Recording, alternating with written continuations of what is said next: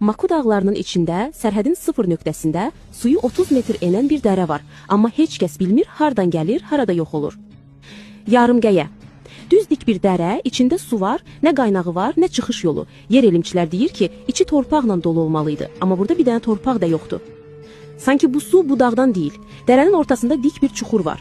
Hər komanda ip atıb, 40 metr sonra ip kəsilib, geri dönüb. Sanki bir şey qaranlıqda ipi kəsib.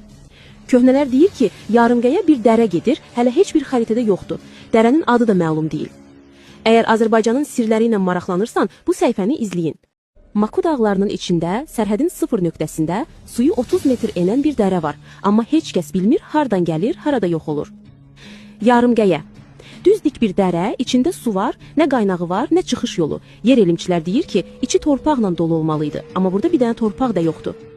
Sanki bu su bu dağdan deyil. Dərənin ortasında dik bir çuxur var. Hər komanda ip atıb, 40 metr sonra ip kəsilib, geri dönüb. Sanki bir şey qaranlıqda ipi kəsib. Köhnələr deyir ki, yarımqəyə bir dərə gedir, hələ heç bir xəritədə yoxdur. Dərənin adı da məlum deyil. Əgər Azərbaycanın sirləri ilə maraqlanırsan, bu səhifəni izləyin.